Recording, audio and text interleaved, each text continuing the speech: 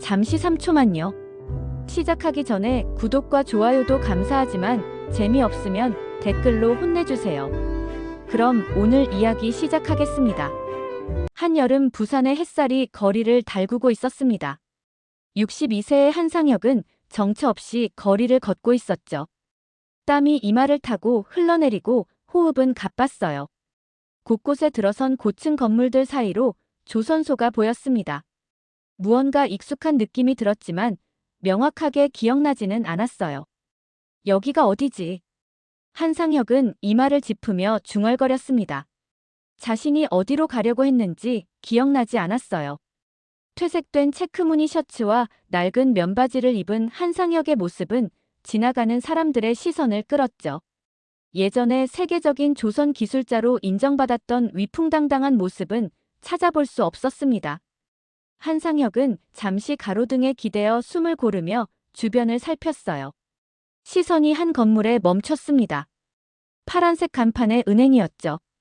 맞아, 내 돈이. 아들 유학.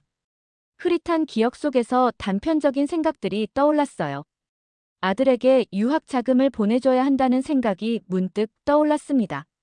천천히 은행 안으로 들어선 한상혁은 차가운 냉방 바람에 잠시 정신이 맑아지는 듯 했어요. 줄을 서서 기다리던 고객들이 쳐다보자 한상혁은 곧장 직원에게 다가갔습니다. 제 돈을 찾으러 왔습니다. 한상혁이 말했어요. 젊은 남자 직원은 한상혁의 외모를 위아래로 훑어보더니 미소를 지었습니다. 계좌번호나 통장, 신분증이 필요합니다만. 그게. 한상혁은 주머니를 뒤적였지만 아무것도 나오지 않았어요. 여기 내 돈이 있는데. 내 아들이 미국에 있어서.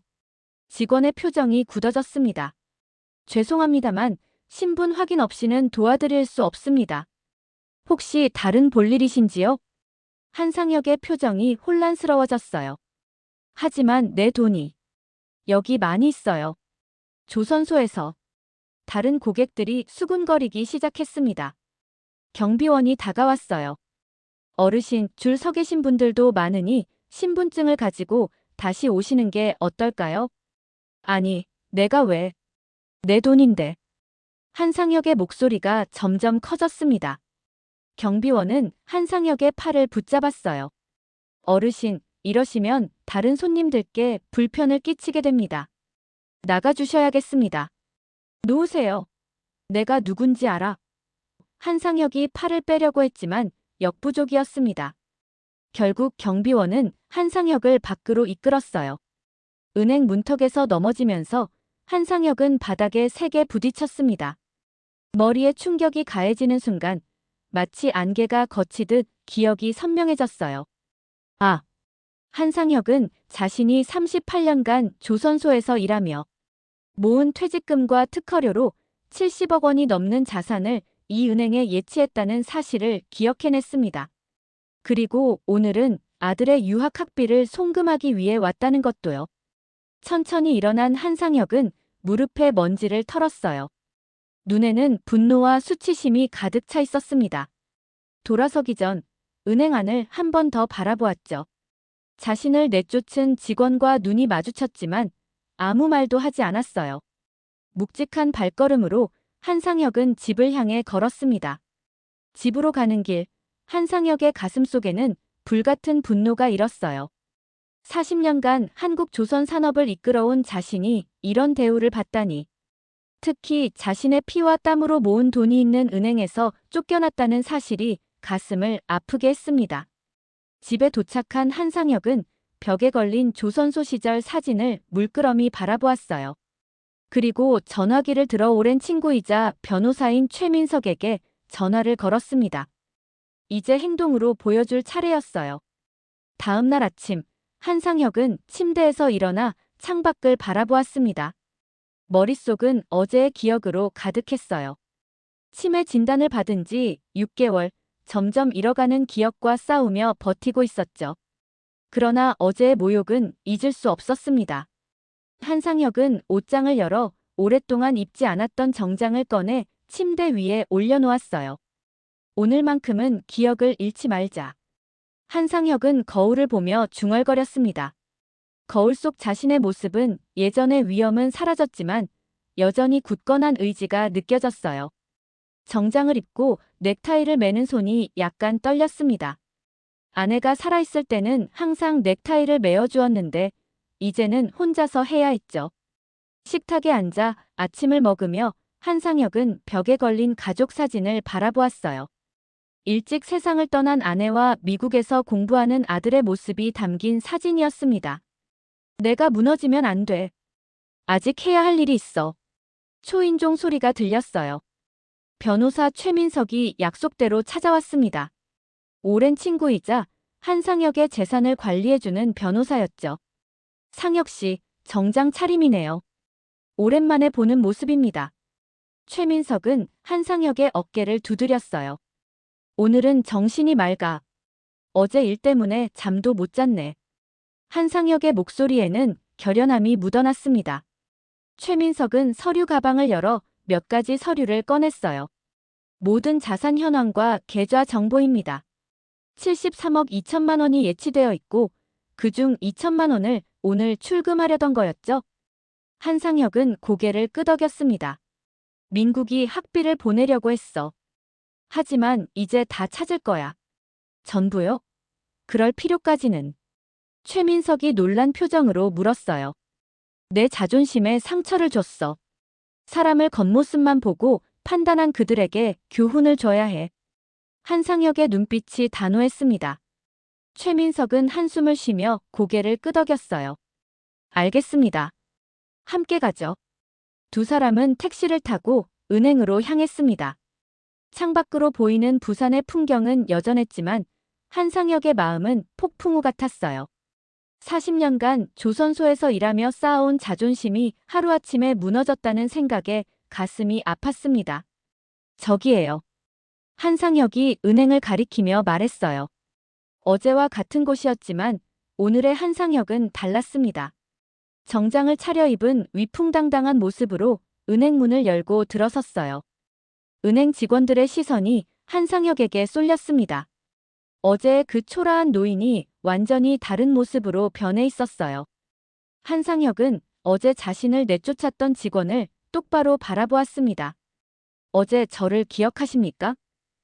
한상혁의 목소리는 조용했지만 힘이 있었어요. 직원은 당황한 표정으로 한상혁을 바라보았습니다. 죄송합니다만 어제 한상혁입니다. 제 계좌에서 전액을 인출하러 왔습니다. 한상혁은 신분증과 통장을 내밀었어요. 직원은 통장을 확인하고 눈이 커졌습니다. 잔액란에 적힌 숫자를 보고 얼굴이 하얗게 변했어요. 잠시만요. 지점장님을 모시겠습니다. 얼마 후 지점장이 급히 나와 한상혁을 응접실로 안내했습니다. 한상혁 고객님, 어제 있었던 일에 대해 진심으로 사과드립니다. 저희 직원의 불찰이었습니다. 한상혁은 고개를 저었어요. 사과는 필요 없습니다. 제 돈을 모두 찾겠습니다. 하지만 고객님, 그 정도 금액을 한 번에 인출하시려면 사전 예약이 필요합니다. 내일쯤. 지금 당장입니다. 한상혁의 목소리에는 타협의 여지가 없었어요. 아니면 본점에 직접 연락해 보시겠습니까? 지점장은 식은땀을 흘리며 고개를 끄덕였습니다. 알겠습니다. 최대한 빨리 준비하겠습니다. 기다리는 동안 한상혁은 창밖을 바라보았어요. 멀리 보이는 조선소 크레인들이 하늘을 향해 서 있었습니다. 자신이 평생을 바친 곳이었죠. 돈보다 더 중요한 것은 사람에 대한 존중이라는 사실을 이 은행은 모르고 있었어요. 한상혁이 70억이 넘는 전액을 찾아 나가는 장면은 은행 안의 모든 직원들에게 충격을 주었습니다. 지점장은 창구 직원들을 모아 긴급 회의를 소집했어요. 오늘 우리 지점 최대 예금주이자 우리나라 조선 산업의 기둥이었던 한상혁 고객님이 계좌를 해지하셨습니다. 어제 있었던 일 때문이죠. 창구의 젊은 직원은 고개를 숙인 채 아무 말도 하지 못했습니다. 자신이 어떤 실수를 저질렀는지 이제야 깨달았어요. 한 분의 고객을 잃은 것이 아니라 우리 은행의 미래를 잃은 겁니다. 지점장의 목소리는 무거웠죠. 한상혁 이사님은 조선소 임직원들 사이에서 전설적인 인물입니다. 이 사건이 퍼지면 그 순간 회의실 문이 열렸어요. 지점장님, 본점에서 연락이 왔습니다. 지금 바로 보고해달라고요. 지점장은 깊은 한숨을 내쉬었습니다. 일은 이미 커져버렸어요. 한편 한상혁은 변호사 최민석과 함께 다른 은행으로 향하고 있었습니다. 이 돈을 어떻게 할 계획이세요? 최민석이 물었어요. 한상혁은 창밖을 바라보며 대답했습니다. 아직 결정하지 않았어. 하지만 나를 사람으로 존중해주는 곳에 맡길 거야. 택시가 지나가는 거리에서 한상혁은 젊은 여성을 발견했어요. 어딘가 익숙한 얼굴이었습니다. 저기 있는 사람. 누구지? 최민석이 창밖을 바라보았습니다. 누구 말씀이세요? 저 여자. 어디서 본 것 같은데. 한상혁은 이마를 짚으며 기억을 더듬었어요. 그러나 곧 택시가 코너를 돌아 시야에서 사라졌습니다. 집에 돌아온 한상혁은 서재 책장에서 오래된 앨범을 꺼냈어요. 조선소 시절의 사진들을 넘기다가 한 장의 사진 앞에서 멈췄습니다. 젊은 인턴 직원과 함께 찍은 사진이었죠. 김영수.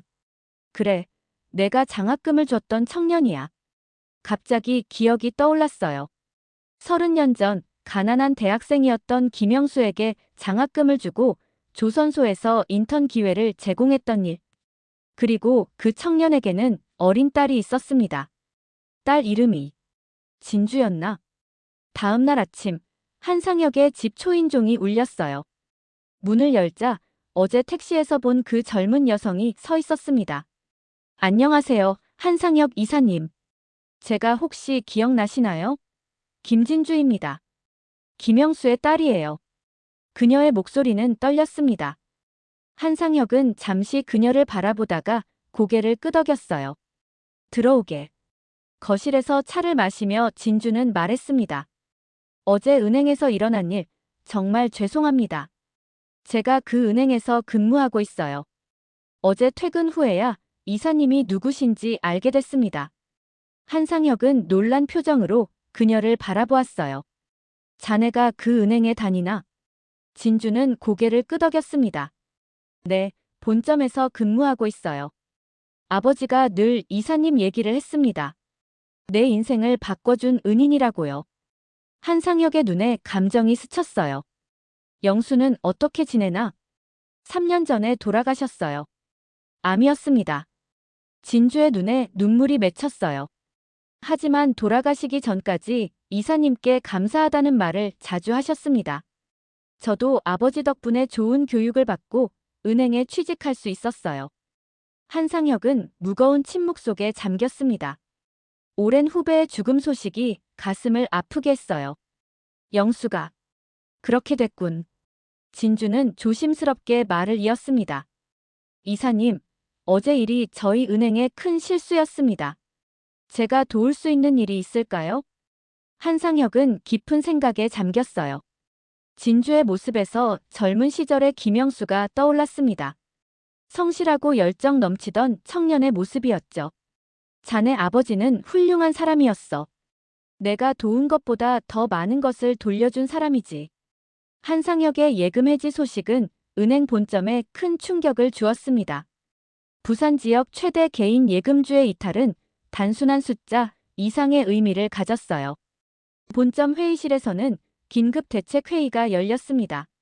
한상혁 이사님의 예금액은 우리 부산 지점 전체 예금의 15%에 해당합니다. 하지만 더 큰 문제는 이 소식이 조선업계에 퍼지고 있다는 점이죠. 영업부장의 목소리는 긴장감으로 가득했어요. 김진주는 회의실 구석에 조용히 앉아 있었습니다. 그녀는 어제 한상혁을 만난 후 본점에 직접 보고했어요. 은행장은 자리에서 일어나 창밖을 바라보았습니다. 조선소 직원들의 계좌 해지가 시작됐다고 들었습니다.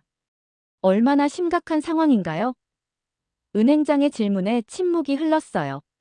마케팅 부장이 자료를 펼쳤습니다.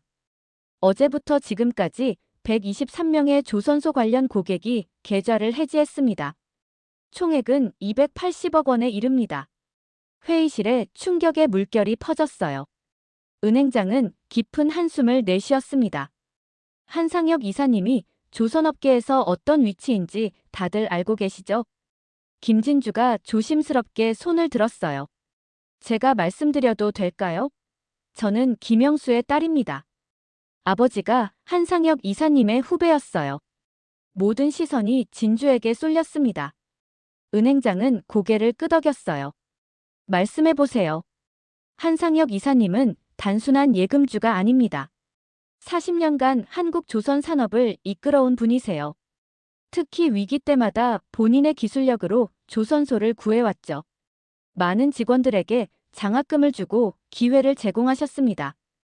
그분에 대한 존경심이 조선소 전체에 퍼져 있어요. 진주의 말에 회의실은 무거운 침묵에 잠겼습니다. 은행장은 고개를 끄덕였어요. 김대리 말이 맞습니다. 이건 단순한 고객 서비스 실패가 아니라 우리 은행의 가치관에 관한 문제입니다. 그때 회의실 문이 열리고 비서가 급히 들어왔어요. 은행장님, 부산 조선소 노동조합에서 성명서를 발표했습니다. 우리의 스승이자 은인인 한상혁 이사님을 모욕한 은행과는 거래하지 않겠다는 내용입니다. 회의실은 더욱 무거운 분위기에 휩싸였습니다. 은행장은 단호한 표정으로 말했어요. 우리가 잘못했습니다. 이제 어떻게 해결할지 논의해야 합니다. 진주는 조심스럽게 제안했습니다. 한상혁 이사님께 직접 사과드리는 것이 첫 단계가 아닐까요? 그리고 우리 은행의 고객 응대 방식을 전면 개편해야 합니다. 은행장은 고개를 끄덕였어요. 김대리, 당신이 한상혁 이사님을 개인적으로 알고 있으니 함께 가주겠습니까? 한편 한상혁의 자택에서는 예상치 못한 방문객들이 모여들고 있었습니다. 조선소 시절의 후배들, 이제는 각자 중견 기술자나 관리자가 된 이들이었어요. 이사님, 저희가 왔습니다. 50대 중반의 박기철이 인사했습니다. 그는 현재 조선소의 기술팀장이었어요. 한상혁은 놀란 표정으로 문을 활짝 열었습니다. 이게 웬일이야?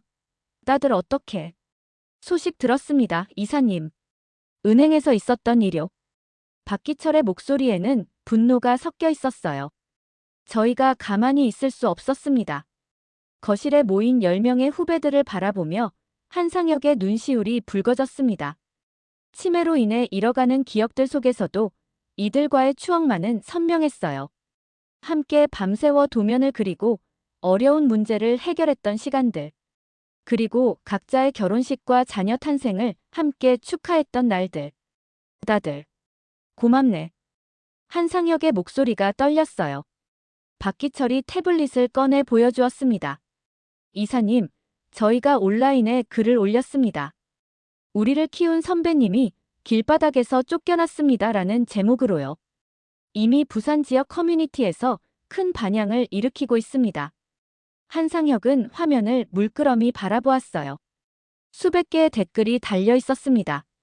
대부분 은행의 행동을 비난하고 한상혁을 지지하는 내용이었죠. 난 그저 내 돈을 찾으러 간 것뿐인데. 한상혁이 중얼거렸어요. 박기철은 고개를 저었습니다. 이사님, 이건 단순한 돈 문제가 아닙니다.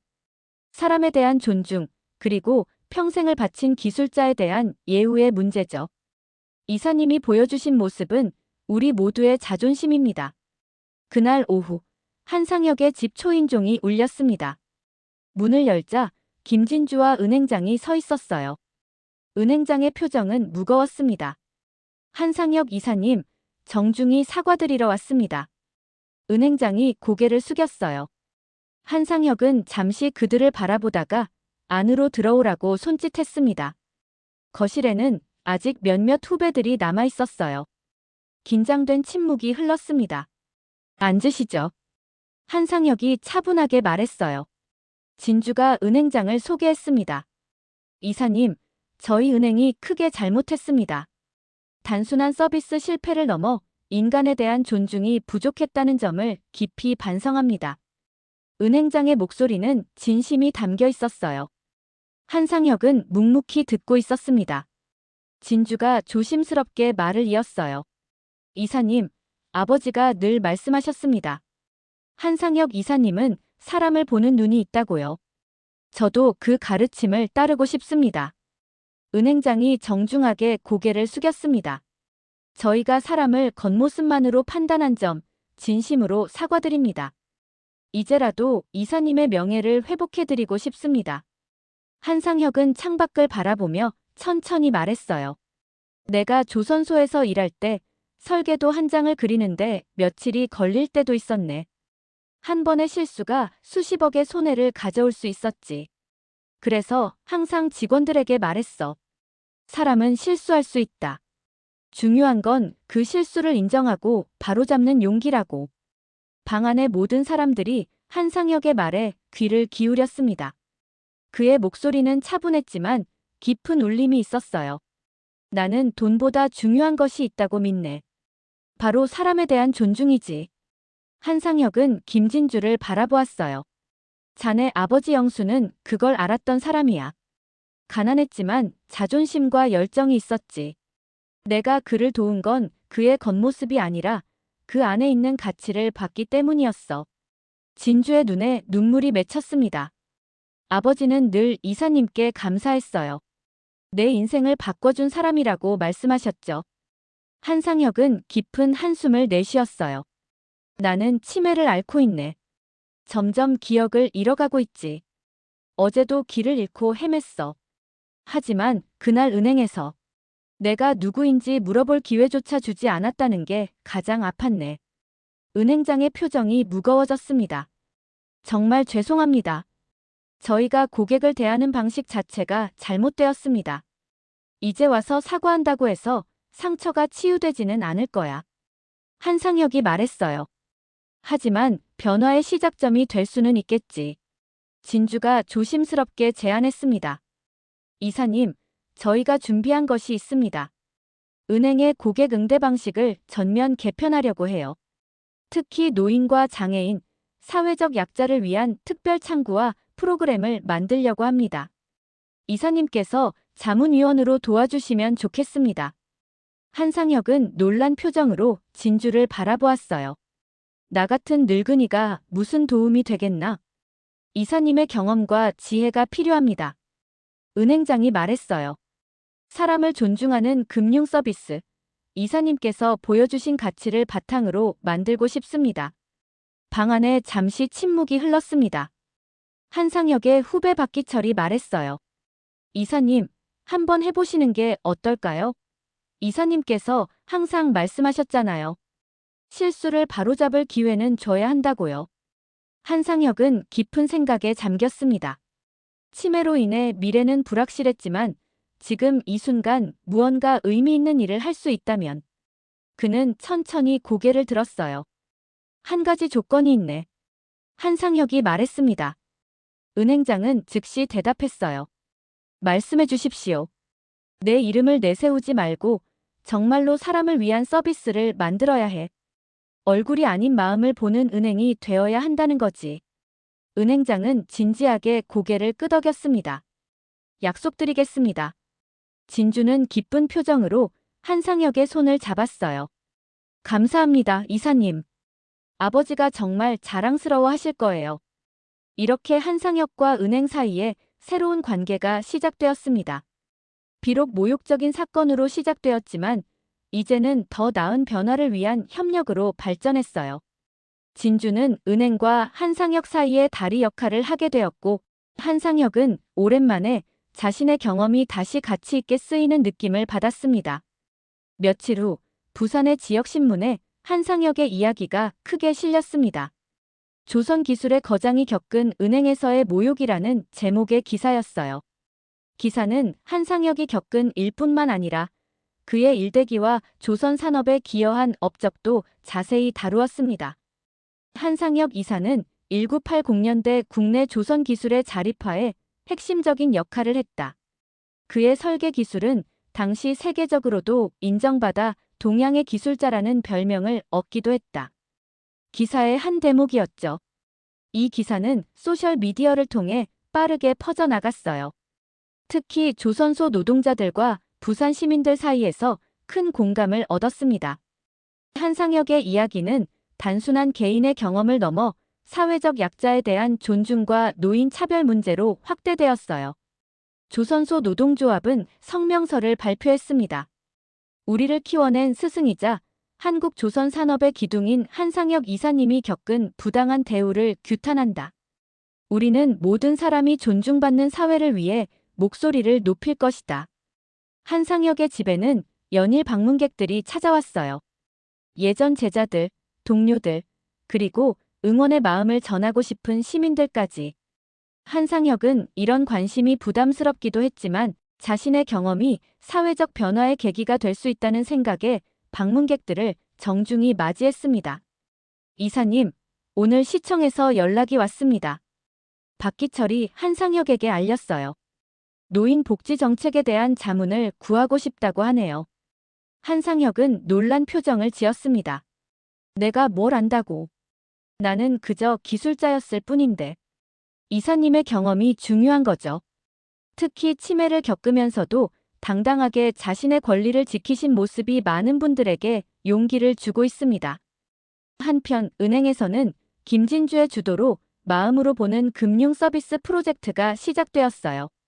모든 직원들은 특별 교육을 받았고 노인과 장애인을 위한 전용 창구가 설치되었습니다. 가장 중요한 변화는 직원들의 인식이었죠. 우리는 고객의 통장 잔고가 아니라 그 사람 자체를 보아야 합니다. 교육 시간에 진주가 강조했어요. 한상혁 이사님의 사례는 우리에게 큰 교훈을 주었습니다. 한 달 후, 은행은 고객 존중 선언문을 발표했습니다. 그리고 첫 번째 고객 존중 대사로 한상혁을 선정했어요. 하지만 한상혁은 정중히 거절했습니다. 내 이름을 내세우지 말라고 했잖나. 한상혁이 진주에게 말했어요. 진정한 변화는 겉모습이 아니라 내면에서 시작되는 거야. 대신 한상혁은 은행의 노인 친화 서비스 개발에 자문역으로 참여했습니다. 그의 제안으로 치매 환자를 위한 특별 금융 서비스가 도입되었어요. 복잡한 절차 없이도 본인 확인이 가능하고 가족들이 함께 계좌를 관리할 수 있는 시스템이었습니다.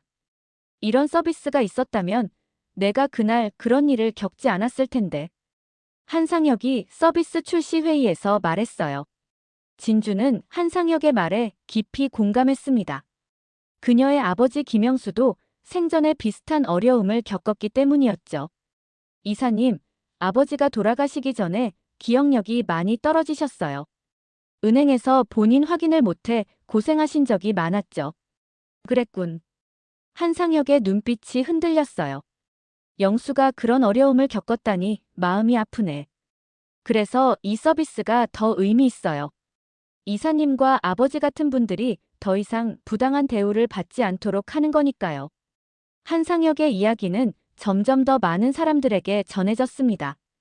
부산을 넘어 전국의 언론에서 다루기 시작했어요. 그의 경험은 노인 인권과 존엄성에 대한 사회적 논의를 불러일으켰습니다. 우리 사회는 겉모습과 재산, 직위로 사람을 판단하는 경향이 있습니다. 한상혁 씨의 이야기는 우리에게 중요한 질문을 던집니다. 우리는 사람을 어떻게 대하고 있는가? 한 사회평론가의 칼럼 중 일부였어요. 한상혁은 이런 관심이 부담스러울 때도 있었지만 자신의 경험이 사회 변화의 씨앗이 된다는 생각에 묵묵히 자신의 역할을 다했습니다. 그리고 그 과정에서 오랜만에 삶의 의미를 다시 찾아가고 있었어요. 가을이 깊어가는 어느 날, 한상혁은 변호사 최민석을 불러 중요한 결정을 알렸습니다. 내 재산의 3분의 1을 청년 기술자 육성 기금으로 기부하고 싶네. 최민석은 놀란 표정을 감추지 못했어요. 상당한 금액인데 신중히 생각해 보셨나요? 한상혁은 고개를 끄덕였습니다. 내가 평생 모은 돈이지만 언젠가는 다 놓고 가야 할 것들이야. 의미 있게 쓰이는 게 중요하지. 변호사는 한숨을 쉬며 말했어요. 민국 씨에게도 의견을 물어봐야 하지 않을까요? 아드님 유산에 관한 문제니까요. 이미 통화했네. 민국이도 내 뜻을 존중해준다더군. 한상혁의 목소리에는 확신이 담겨 있었습니다. 내 아들은 내가 가르친 대로 자랐어. 돈보다 중요한 가치가 있다는 걸 알고 있지. 며칠 후 부산 공대에서는 한상혁 기술 장학금 설립 기념식이 열렸어요. 25억 원의 기금으로 매년 유망한 조선 기술 전공 학생들에게 장학금을 지원하는 프로그램이었습니다. 기념식에는 대학 관계자들과 조선소 임원들, 그리고 첫 장학생으로 선발된 10명의 학생들이 참석했어요. 나 같은 사람 하나 키우는데 40년 걸렸지. 너희들은 10년이면 될 거야. 한상혁은 장학생들에게 말했습니다. 기술은 책에서만 배우는 게 아니야. 현장에서, 그리고 실패를 통해 배우는 거지. 학생들은 존경의 눈빛으로 한상혁을 바라보았어요. 그들에게 한상혁은 단순한 기부자가 아니라 한국 조선 산업의 살아있는 전설이었습니다. 기념식 후 한상혁은 대학 캠퍼스를 천천히 거닐었어요. 김진주가 그의 곁을 지켰습니다. 이사님, 오늘 정말 행복해 보이세요. 진주가 말했어요. 한상혁은 미소 지었습니다. 오랜만에 젊은 얼굴들을 보니 기분이 좋네. 그들의 눈빛에서 열정이 보여. 아버지가 살아계셨다면 정말 자랑스러워 하셨을 거예요. 진주의 목소리가 약간 떨렸어요. 한상혁은 잠시 걸음을 멈추고 하늘을 올려다보았습니다. 영수는 좋은 사람이었어. 그리고 좋은 딸을 뒀지. 캠퍼스를 나오는 길, 한상혁은 문득 걸음을 멈췄어요. 저기, 조선소가 보이나? 진주는 고개를 돌려 바다 쪽을 바라보았습니다. 멀리 조선소의 크레인들이 보였어요. 네, 저기 보입니다. 40년간 매일 보던 풍경이었네. 한상혁의 눈에 그리움이 어렸습니다. 때로는 그곳이 집보다 더 편하게 느껴지기도 했어. 그날 저녁 한상혁은 자신의 서재에 앉아 오래된 앨범을 펼쳤어요. 젊은 시절부터 모아온 사진들이었습니다. 첫 번째 설계도를 완성했을 때의 사진, 첫 배가 진수되던 날의 모습, 그리고 수많은 동료들과의 추억이 담긴 사진들. 시간이 참 빠르구나. 한상혁은 중얼거렸어요. 문득 앨범 사이에서 한 장의 편지가 나왔습니다. 20해 전, 김영수가 보낸 감사 편지였어요. 이사님, 제가 이사님께 받은 은혜는 평생 잊지 못할 것입니다. 언젠가 저도 이사님처럼 후배들에게 손을 내밀 수 있는 사람이 되겠습니다. 한상혁은 편지를 가슴에 안았습니다. 눈가에 눈물이 맺혔어요. 영수야, 내 딸이 잘 자랐다. 내가 바라던 대로 다른 이들에게 손을 내밀고 있어. 그날 밤 한상혁은 오랜만에 평온한 잠을 이루었습니다. 꿈속에서 그는 젊은 시절의 자신과 동료들, 그리고 김영수와 함께 조선소에서 일하고 있었어요. 그들의 웃음소리와 열정이 한상혁의 마음을 따뜻하게 감쌌습니다. 초겨울의 차가운 바람이 부산 항구를 스쳐 지나갔습니다. 한상혁은 두꺼운 코트를 입고 조선소 인근 거리를 천천히 걸었어요. 3개월 전 은행에서 있었던 일은 이제 많은 것을 변화시켰습니다. 이사님, 멀리서 누군가 부르는 소리에 한상혁은 고개를 돌렸어요. 조선소에서 막 퇴근한 듯한 젊은 기술자 서너 명이 다가왔습니다. 저희가 기억나세요? 지난주 장학금 수여식에서 뵀습니다. 한 청년이 반갑게 인사했어요. 한상혁은 잠시 그들의 얼굴을 살폈습니다. 치매 증상은 점점 심해지고 있었지만 그는 최대한 집중했어요. 아, 맞아. 너희들이 장학생들이구나. 청년들의 얼굴에 밝은 미소가 번졌습니다. 오늘 첫 현장 실습을 마쳤습니다. 이사님 얘기를 많이 들었어요. 조선소에서 이사님은 전설이시더라고요. 한상혁은 쑥스러운 듯 웃었어요. 전설이라니 과한 말이군. 난 그저 내 일을 했을 뿐이야. 저희도 이사님처럼 되고 싶습니다. 기술로 인정받는 엔지니어가 되는 게 꿈이에요. 한상혁의 눈빛이 따뜻해졌습니다. 좋은 꿈이구나. 기술은 책임감이 필요해. 내가 설계한 배에는 사람들의 안전과 꿈이 실려 있으니까. 청년들은 한상혁의 말에 진지하게 고개를 끄덕였어요. 그들과 작별 인사를 나눈 후 한상혁은 다시 걸음을 옮겼습니다. 조선소 정문 앞에 이르자 한상혁은 발걸음을 멈췄어요. 40년간 매일 들어가던 그 문이었습니다. 문 앞에는 이제 한상혁 기술관이라는 작은 동판이 붙어 있었어요. 조선소에서 그의 공로를 기리기 위해 기술교육관에 그의 이름을 붙인 것이었습니다. 이사님, 또 다른 목소리가 들렸어요. 박기철이 정문에서 나오고 있었습니다. 기철이구나. 한상혁이 반갑게 맞이했어요. 오늘 저녁 먹으러 가는 길입니다. 함께 하시죠. 박기철이 제안했어요. 한상혁은 고개를 끄덕였습니다. 식당으로 향하는 길, 그들은 최근 소식을 나누었어요. 은행에서 시작된 변화가 이제 다른 금융기관으로도 확산되고 있다면서요? 박기철이 물었습니다. 한상혁은 고개를 끄덕였어요. 진주가 그러더군. 전국은행연합회에서 노인 친화 금융 서비스 지침을 만들었다고. 이사님 한 분의 용기가 이렇게 큰 변화를 가져오다니 놀랍습니다. 한상혁은 겸손하게 미소 지었어요. 난 그저 내 돈을 찾으러 갔을 뿐이야. 변화는 사람들이 함께 만든 거지. 식당에 도착하자 놀랍게도 여러 명의 후배들이 모여 있었습니다. 그들은 한상혁을 보자 일제히 일어나 인사했어요. 이사님, 오랜만입니다. 그들이 환호했습니다. 한상혁은 놀란 표정으로 주변을 둘러보았어요. 이게 다 뭔가? 박기철이 설명했습니다. 오늘이 이사님께서 처음 조선소에 입사하신 날이에요. 51주년이 되는 날입니다. 한상혁은 감격에 말을 잇지 못했어요. 그는 자신도 잊고 있던 날짜를 후배들이 기억하고 있다는 사실에 가슴이 뭉클했습니다. 저녁 식사가 끝나갈 무렵 한상혁은 조용히 말했어요. 이런 자리를 마련해줘서 고맙네. 내 기억이 점점 흐려지고 있어서 곧 여러분을 알아보지 못할지도 모르겠어. 후배들의 표정이 진지해졌습니다. 박기철이 말했어요. 괜찮습니다, 이사님. 이사님이 저희를 기억하지 못하셔도 저희는 영원히 이사님을 기억할 겁니다. 맞습니다. 다른 후배가 거들었어요. 이사님께서 가르쳐 주신 것은 단순한 기술이 아니었습니다. 사람을 대하는 법, 책임감, 그리고 자부심이었죠. 한상혁의 눈가에 눈물이 맺혔습니다. 고맙네, 정말 고맙네.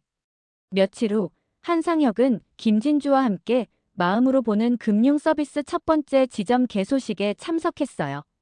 이 지점은 노인과 장애인을 위한 특별 서비스를 제공하는 은행의 첫 시범 지점이었습니다. 개소식에서 진주는 한상혁을 특별히 소개했어요. 이 서비스가 탄생하게 된 계기를 만들어주신 분입니다. 사람의 가치는 겉모습이 아니라 그 안에 있는 마음에서 나온다는 교훈을 저희에게 주신 분이죠. 한상혁은 박수를 받으며 잠시 말을 이었습니다. 나는 평생 배를 만들었네. 배는 겉모습도 중요하지만 보이지 않는 내부 구조가 더 중요하지. 사람도 마찬가지야. 우리는 서로의 내면을 보는 법을 배워야 해. 한상혁의 이야기는 이제 부산을 넘어 전국으로 퍼져나갔습니다. 조선소의 전설이라 불리는 그의 삶과 최근의 경험은 많은 사람들에게 영감을 주었어요. 특히 노인들에게는 용기와 희망을 전해주었습니다. 겨울이 깊어가는 어느 날, 한상혁은 다시 조선소 인근 거리를 걸었어요. 치매 증상은 더 심해졌지만 그의 발걸음은 여전히 조선소를 향했습니다. 비록 그의 기억은 희미해져 가고 있었지만 그가 남긴 족적과 가르침은 많은 사람들의 마음속에 깊이 새겨져 있었어요. 조선소를 바라보며 한상혁은 옅은 미소를 지었습니다. 진심은 기억보다 오래 남는 법이지. 그의 목소리는 바람에 섞여 조선소를 향해 날아갔어요. 그의 이야기는 이제 부산 항구 도시의 전설처럼 퍼져나가고 있었습니다. 인생의 마지막 장을 향해 가는 길에서도 한상혁은 자신이 믿었던 가치를 지켰습니다. 겉모습이 아닌 사람의 내면을 보는 것, 그리고 자신의 경험이 다른 이들에게 도움이 될 수 있다는 믿음이었어요. 어느 날 아침, 한상혁은 문득 깨달았습니다. 자신이 은행에서 겪었던 그 모욕적인 경험이 없었다면 이런 변화도 없었을 거라는 사실을요. 때로는 가장 어둡고 힘든 순간이 새로운 시작점이 될 수 있다는 진리를 그는 온몸으로 느꼈습니다. 저녁 무렵 김진주가 한상혁의 집을 방문했어요. 그녀의 손에는 작은 선물 상자가 들려 있었습니다. 이사님, 특별한 소식이 있어서 왔어요. 진주가 밝은 표정으로 말했어요. 한상혁은 안경을 고쳤으며 물었습니다. 무슨 소식인가? 저희 은행의 마음으로 보는 금융 서비스가 금융위원회 혁신상을 받게 되었어요. 그리고 진주는 잠시 말을 멈추고 선물 상자를 내밀었습니다. 이건 특별히 이사님을 위한 선물입니다. 한상혁이 상자를 열자 그 안에는 작은 금색 명패가 들어 있었어요. 한상혁 기술 장학금 첫 번째 졸업생 기념패라고 쓰여 있었습니다. 첫 번째 장학생 중 한 명이 조기 졸업을 했어요. 그 학생이 이사님께 꼭 전해달라고 했습니다. 진주가 설명했어요. 한상혁은 명패를 물끄러미 바라보았습니다. 손가락으로 글자를 천천히 따라 쓰듯 만졌어요. 내 이름이 이렇게 남는구나. 이사님의 이름은 단순한 글자가 아니라 정신이 되었어요. 한상혁 정신이라고들 말합니다. 사람을 겉모습이 아닌 내면으로 보는 가치를 의미하죠. 한상혁의 눈가에 눈물이 맺혔습니다. 그는 천천히 일어나 창가로 걸어갔어요. 멀리 조선소의 불빛이 보였습니다. 난 그저 기술자였을 뿐인데. 배를 만드는 것 외에는 특별한 재주가 없었는데. 진주는 한상혁의 곁으로 다가가 조용히 말했어요.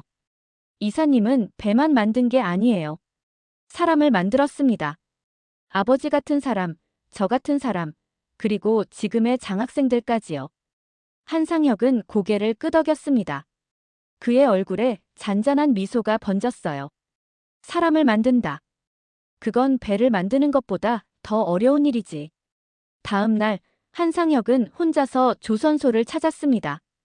경비원이 그를 알아보고 공손하게 인사했어요. 이사님, 오랜만에 오셨습니다. 한상혁은 조선소 안으로 들어갔습니다. 거대한 선체와 크레인, 분주하게 움직이는 작업자들. 모든 것이 예전과 같으면서도 달랐어요. 그는 자신이 51년 전 처음 이곳에 발을 디뎠던 날을 떠올렸습니다. 꿈과 열정으로 가득했던 그 시절, 그리고 지금까지 이어져 온 긴 여정. 한 젊은 기술자가 다가와 인사했어요. 이사님, 저 권민호입니다. 장학금 덕분에 공부할 수 있었습니다. 한상혁은 그를 바라보았습니다. 젊은이의 눈빛에서 옛 자신의 모습을 보는 듯 했어요. 자네가 첫 졸업생인가? 네, 이사님. 앞으로 이사님의 가르침을 따라 좋은 기술자가 되겠습니다. 한상혁은 젊은이의 어깨를 두드렸어요. 기억해라. 기술은 사람을 위한 것이다.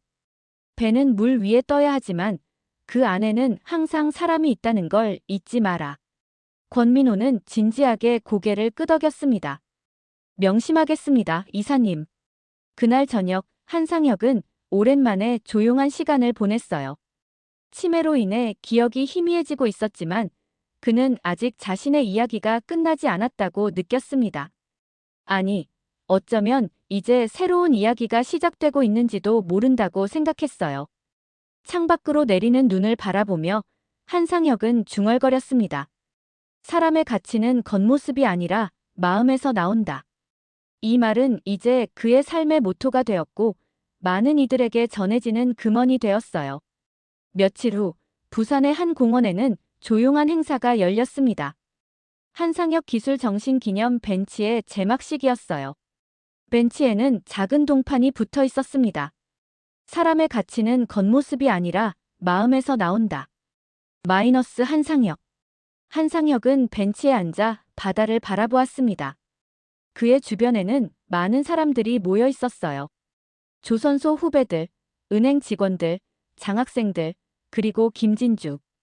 그들 모두 한상혁이 남긴 발자취를 따라가고 있었습니다. 한상혁의 기억은 점점 희미해져 가고 있었지만 그가 심은 씨앗은 이제 튼튼한 나무로 자라나고 있었어요.